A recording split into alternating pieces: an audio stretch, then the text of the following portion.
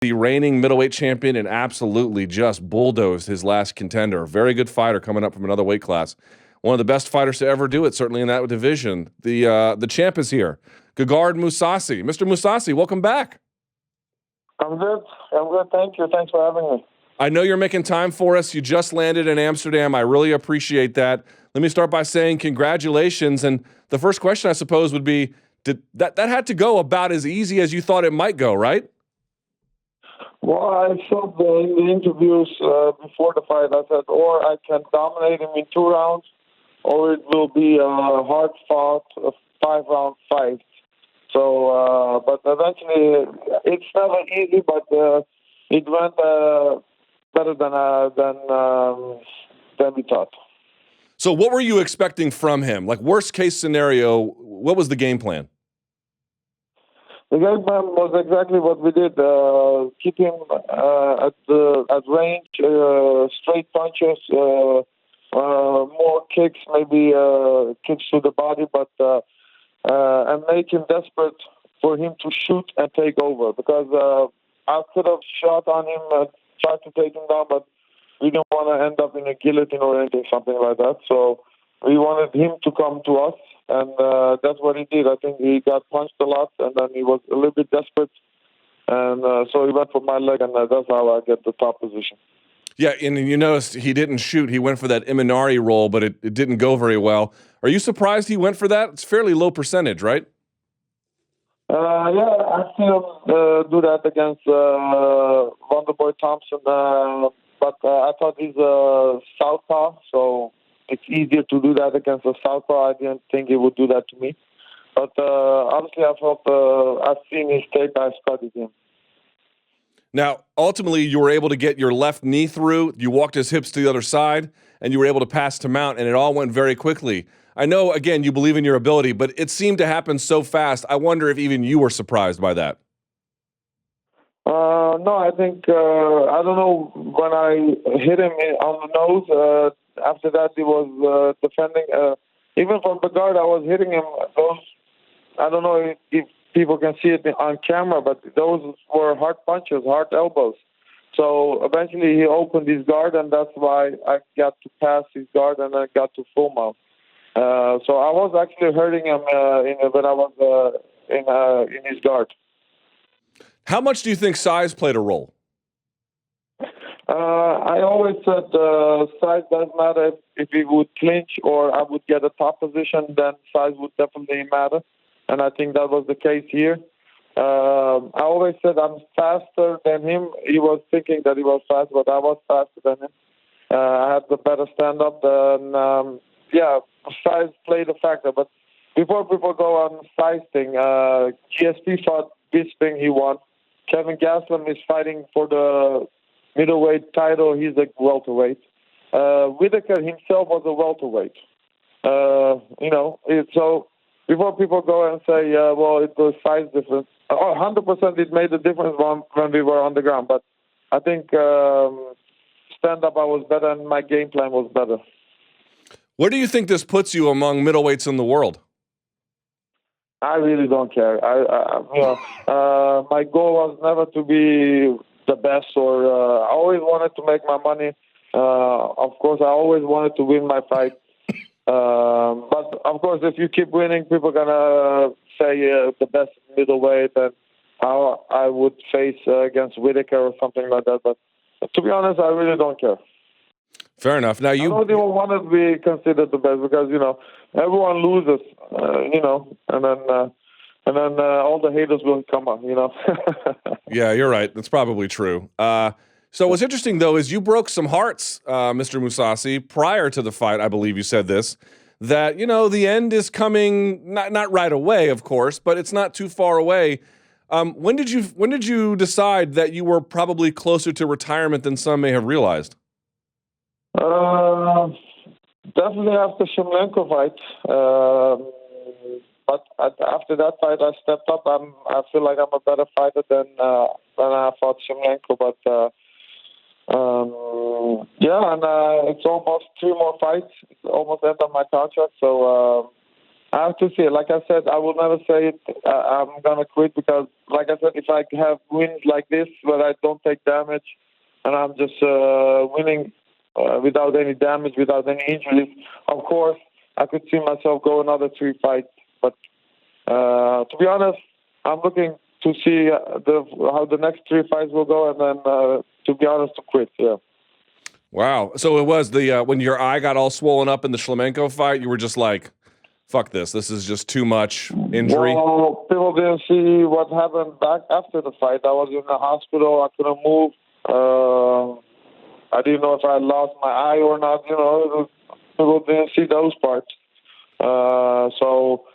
And then hearing all the crap that I lost, but I didn't lose, and then it is what it is. This is how the sport is. But I want to go on top. So the way I'm training now, I train really hard. I can do it another 3 times. I don't know what kind of motivation I will have after that, but trainings are hard. Training camp are really hard. So I'm not enjoying it. Yeah. So wait, let me break that down into 2 parts. Your eye, only thing that we saw, of course, was it swell up. But you almost lost your eye? No, well, I didn't know because the doctors were talking. My surgeon that had operated my knee was there. My normal doctor that always helped me with recovery after the weigh-ins was there. My eyes were shut, and then they didn't know what was wrong with my eye. So for a long time, I was in the dark.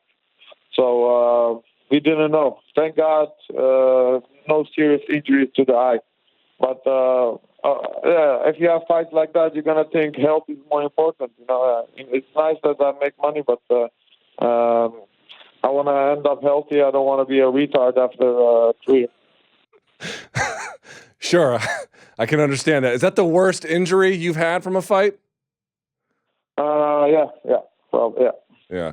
Now, what's interesting is the other thing Go ahead.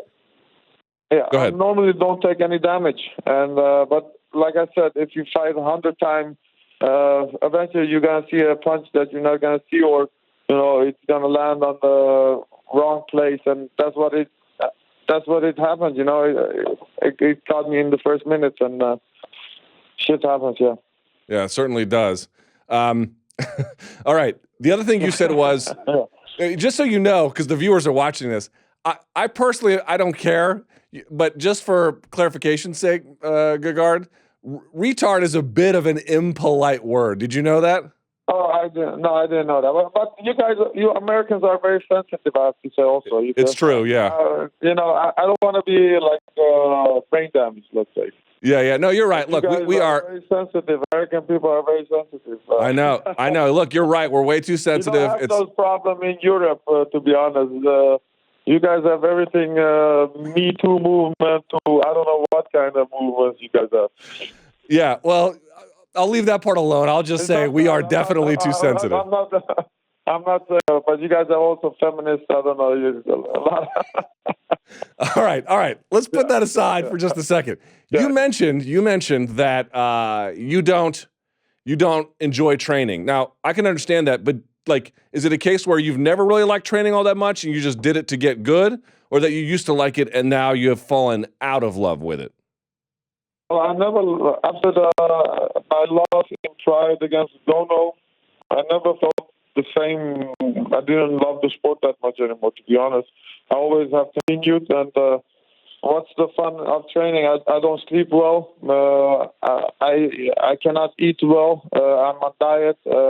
Every day people are punching me. My body is sore. So I don't have a lot of fun. I have to be. I can't go and have fun. It's so people think there's fun about to be a fighter. It's not. I don't know. I can do a lot of fun stuff if I don't fight. What would you do if you stopped fighting? Eat, maybe travel. Make babies or something like that.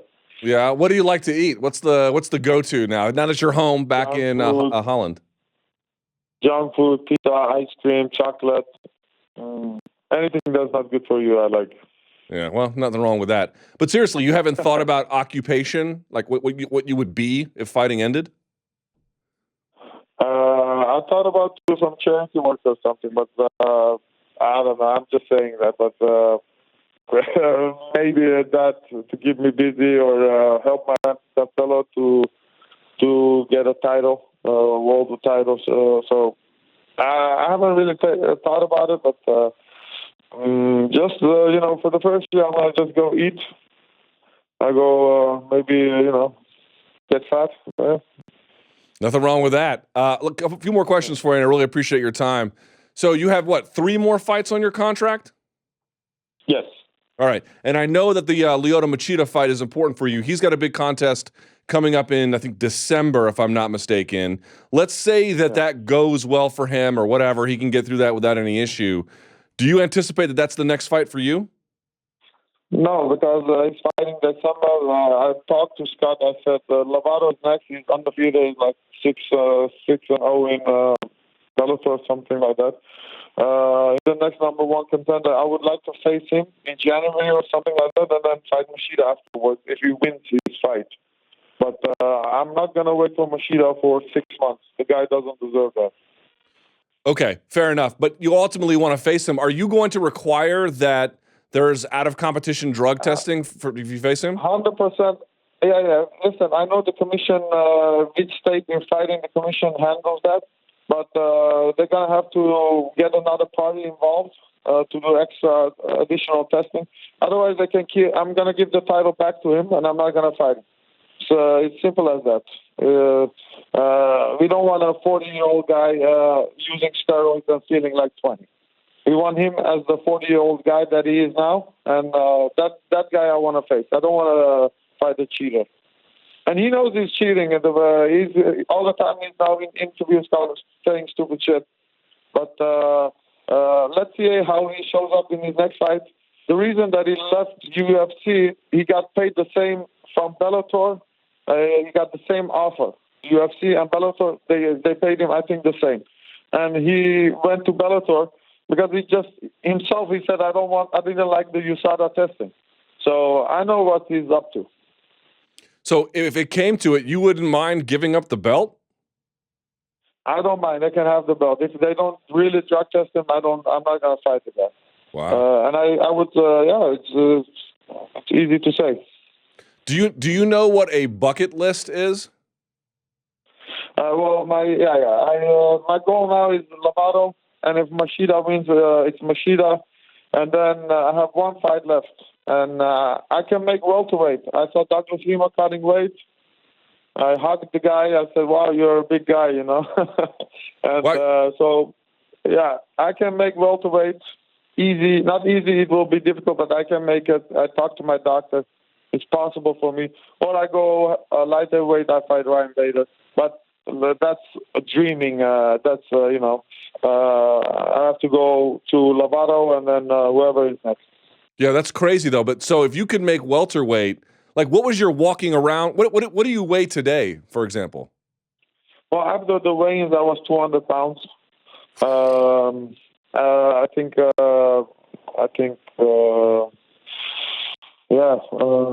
The big welterweights are around 190. So if I lose, 10 pounds more, something like that, I could make 170. Man, but you would hate that camp, though. You couldn't eat anything. Yeah, but I would do it only for one-time deal. It's only one time, and let's say I finish my contract with another title, and I'm gone.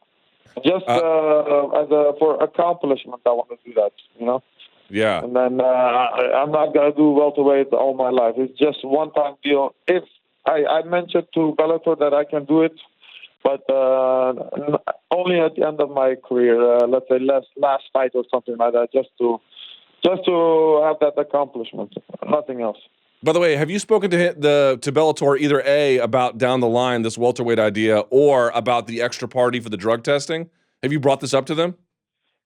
Yeah, but I understand Bellator is working with the commission in which state the fight's gonna be. But whenever the fight comes here, he still has to win from Carvalho. So we have to see if he's gonna win. But I have to, I'm gonna definitely have a close look at the fight.